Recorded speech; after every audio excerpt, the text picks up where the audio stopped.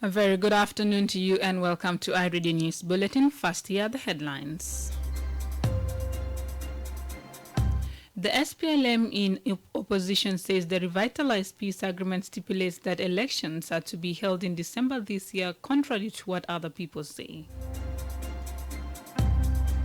The inspector of police in Imli town says he is nursing a gun wound after a stray bullet hit his left leg during a riot that followed the killing of a chief in the area yesterday. And at least 2 people were killed and another wounded along Equator Seretenia Road in eastern Equatoria State on Sunday. These stories and more coming to you in this news bulletin with me, Yar Ajak Deng, and now the news in detail. The SPLM in opposition says the revitalized agreement stipulates that elections are to be held in December this year, contrary to what other people say. The revitalized peace agreement mandates the transitional government to organize elections 60 days before the end of the current transitional period. My colleague Lon Nelson has more. The transitional period will end in February next year, according to a recent statement by the head of the UN mission in South Sudan. Going by the 2018 Peace Agreement implementation matrix, South Sudanese were supposed to go for polls in 2022. This is expected to enable the establishment of a democratically elected government. But in March 2021, the office of the president said the government was not prepared to organize any elections. The State House suggested that more time and adjusting of the timetable will be required to recognize institutions in charge of democratic reforms. Later in August, President Kiir announced there will be elections in 2023 and called for speedy implementation of framing tasks. For elections to take place, the agreement says the Political Parties Act of 2012 must be reviewed and approved by the Parliament to enable free and democratic registration of political parties in South Sudan. It also expects the permanent constitution to be enacted before a new National Elections Commission organizes the polls. The peace partners are yet to complete parts of Chapter 1 on governance, Chapter 2 on permanent security arrangements, Chapter 3 on special reconstruction programs, Chapter 4 on economic reforms, and even on the establishment of proper justice system. Pokboth is the Director for Information and Acting Press Secretary in the office of the First Vice President. He said elections should be held this year.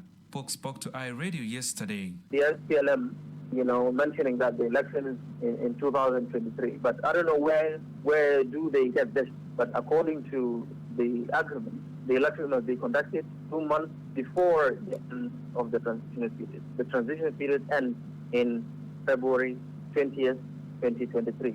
2 months before that is making it December. So if we having an election should be in December this year, not 2023. I don't know where they are coming with that idea. Pokboth went on to say that the SPLM-IO is ready for election. However, added that the exercise should be free and fair. We are for election. We are a reform institution, and to us, election is the practice that will allow the people of South Sudan to conduct their rights, the constitutional right, to elect the person or the parties that has the genuine program and the leader that they see that is able to lead this country. So we are for election, and a credible and a free, transparent election, not the sham election. For us, we're for election, and we already launched our membership registration, and the preparation is undergoing for us as the SPLM-IO. According to the implementation matrix of the 2018 peace deal, many provisions should have been implemented by now. But most of the ambitious reforms have not been initiated or completed. Already, there were 2 extensions of the pre-transitional period before the extensions of the election deadline to 2023. In May 2019, the pre-interim period was extended by 6 months after the main opposition leader, Dr. Riek Machar, requested for more time to implement key parts of the security arrangements. At the end of the 6 months, they again extended the pre-transitional period by 100 days. It ended in February 2020 when President Salva Kiir appointed opposition leader Dr. Riek Machar and 4 other vice presidents, beginning the 3-year transitional period. Yesterday, the leader of the National Democratic Movement, Dr. Lama Cole, suggested the need for a roundtable conference to find a way forward on the conduct of election. However, he said the transitional period should not be extended. For iRadio, I am Lo Nelson. Thank you, Lo Nelson, for that comprehensive report. The inspector of police in Nimli Town says he is nursing a gun wound after a stray bullet hit his left leg during a riot that followed the killing of a chief in the area yesterday. Major David Casimiro told iRadio Monas had blocked the Nimli-Juba highway over the killing of Anzara chief yesterday. Ebele John was shot dead and 2 others wounded on Monday morning while they were attending a funeral meeting. The funeral was of Moses Kanyiri and John, who were killed in cold blood on Friday in Mogali Payam at the weekend. 1 other person was abducted and her whereabouts are unknown. Angered by the chief's demise, the mourners took to the streets and placed the bodies of the 3 victims in the middle of the Juba-Nimli highway. This move disrupted movements of motorists for hours, prompting the police to shoot in the air to disperse the protesters. However, a stray bullet, according to the area inspector police, hit his left leg, breaking his ankle. David Casimiro, however, says he is now in stable condition. He narrated to iRadio the incident from Nimli Town this morning. على كده انا كنت مرتب المكتب بتاع الترافيك اللي كنا هناك في سايبر هناك طلعتين جاي في المكتب ما جاي بتاعي عشان الجيش كان معانا ماشي هناك شنو تعليمات اللي شنو ما الركوبات بتاع مساكن المناطق ضرب عشوائي الضرب يتوجه علينا يتوجه علينا كلنا مواطنين طبعا كانوا في الميت ميتين ضرب مبالغ هو ده ضرب في رجليه شويه هذه كويس بس كسر لكن المهم وصلنا في المحاولات في At least 2 people were killed and another wounded along Equator-Seretenia Road in eastern Equatoria State on Sunday. The youth were returning from Uganda when they fell into an ambush by unknown gunmen. The deceased persons include 20-year-old Joseph Lomoro and 25-year-old Lopwanya. The incident happened a few kilometers from Equator town. Equator County Chief Joseph Lodonyi narrated to iRadio what happened. La hasil darabu ini hasil sekarang kalau besarnya jadi ni kor kamu sudah kalau baru ada kanwa di Uganda yang mau ni nak gasi yang menjadi aktual yang menjawab gabiambus yang darabu awalnya agulu kanas di gamma pues ini agak kau as I think they got all na la segala jadi khalio nama daerah segala jadi continue Taban can be another process as alam as a nas kede and ogo duquest or nas kede ja mahalwad wolusu and take karamata nina bonus yala in the The motive of the attack is unknown. Commissioner Lodongi called on the communities to exercise maximum restraint to ensure peaceful coexistence. Authorities in Capoeira North County of Eastern Equatoria State says the death toll of last week's cattle-related violence in the area has risen to 235. Last Wednesday, the figure was put at 70. The county authorities said this occurred after a collision of Budi, Lafon and Greater Pibor youth clashed with youth in the area.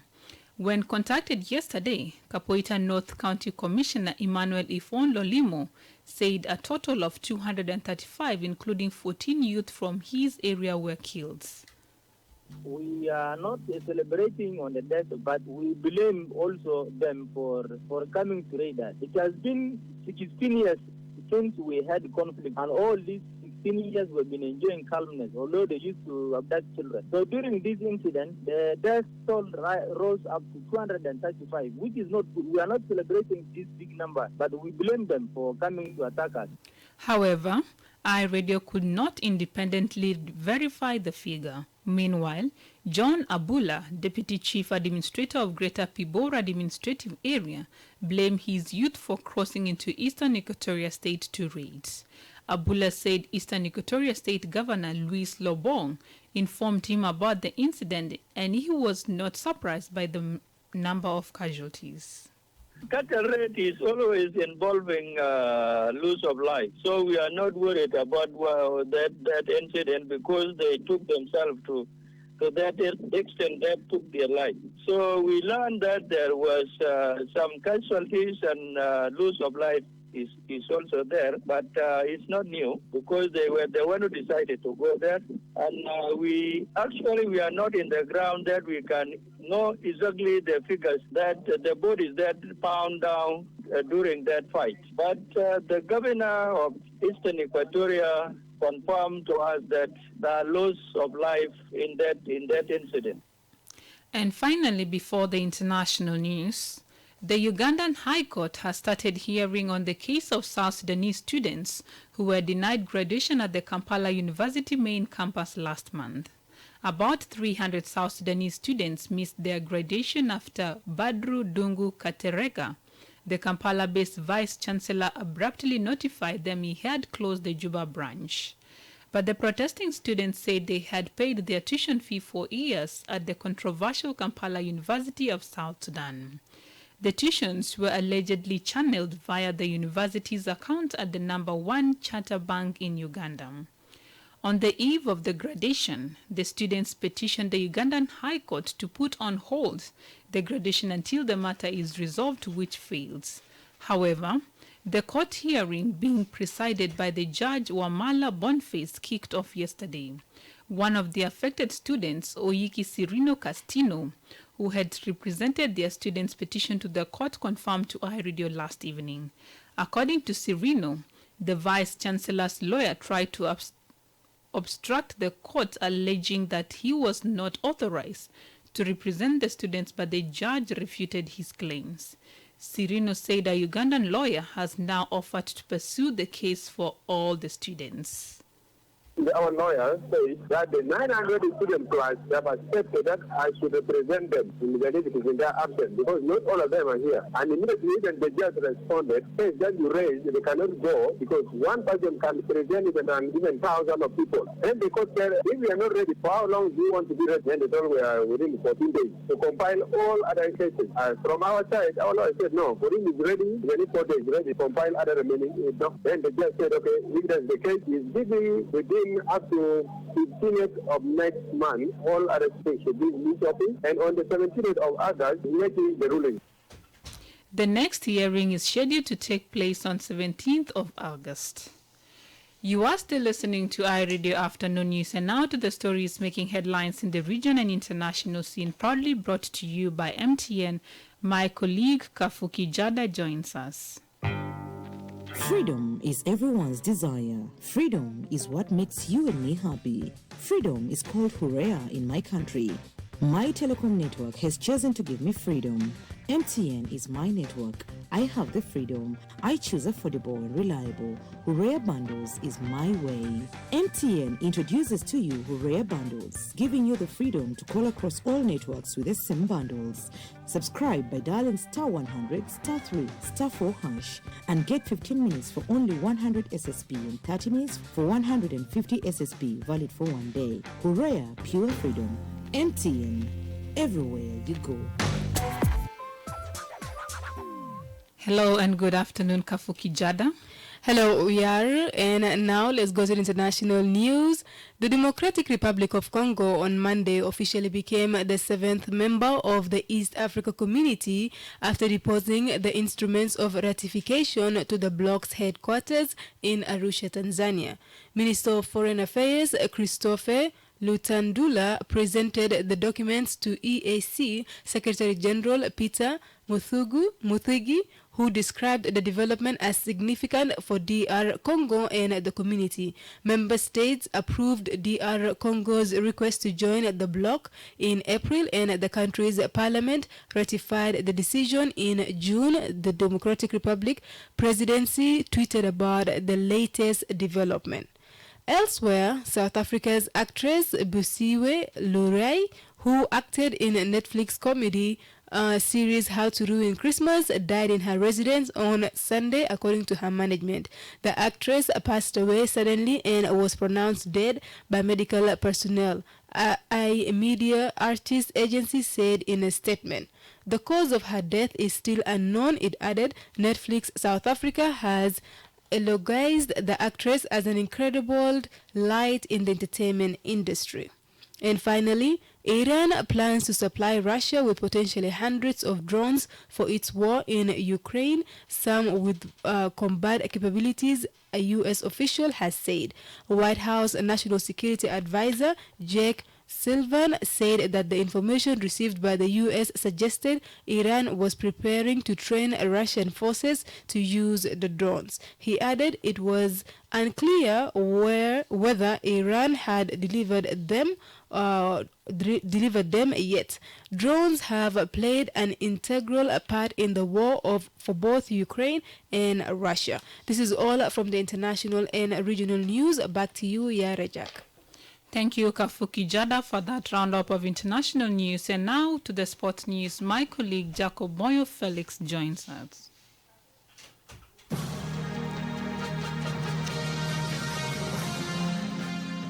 Good afternoon, Yar. And to start with, Olympic women's marathon champion Perez Jepchirchir and distance runner Francine Niyonsaba will miss this month's World Athletics Championships. Kenya's Jepchirchir has a hip injury, while Burundi's Niyonsaba has a stress fracture. Olympic and World 400 meters champion Stephen Gardiner of the Bahamas will also miss the event in Uganda, USA, with tendon inflammation.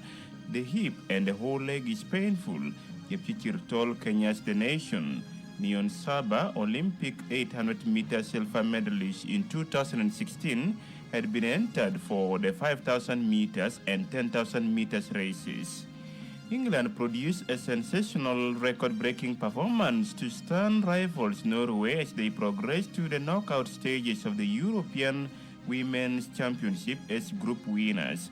Brighton was treated to a memorable night as England broke their own tournament record to win 8-0 in what was perceived to be their biggest test of the group stages. Norway, ranked 11th in the world, were outplayed, outclassed, and completely stunned by an England team losing confidence. Manchester City midfielder Rodri has signed a new 5-year contract until the summer of 2027. The Spain international, 26, has made 151 appearances for Pep Guardiola's side since joining from Atletico Madrid for a then club record 62.8 million euros in 2019. He has won 5 major honors during his time at Etihad Stadium, including back-to-back Premier League titles. He said in a statement, and I quote, "Joining City in 2019 is the best decision I have made in my career. I have loved every second," end quote. And finally, Laura Mair's motivation to succeed at the World Athletics Championships is only going to go up now that she is an Olympic medalist. Mair took silver in the 1,500 meters at Tokyo 2022 and will also compete at the Commonwealth Games and European Championships this summer. The score 29 goes in the 1,500 meters hits in Oregon on Friday. End of the sports news, and back to you, Yar Ajak Deng, in the studio.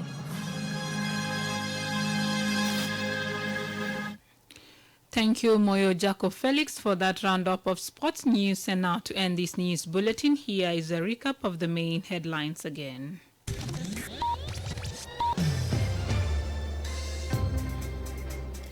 The SPLM-IO says the revitalized agreement stipulates that elections are to be held in December this year, contrary to what other people say. The inspector of police in Nimli town says he is nursing a gun wound after a stray bullet hit his left leg during a riot that followed the killing of a chief in the area yesterday. And at least 2 people were killed and another wounded along Equator-Seretenia Road in eastern Equatoria State on Sunday.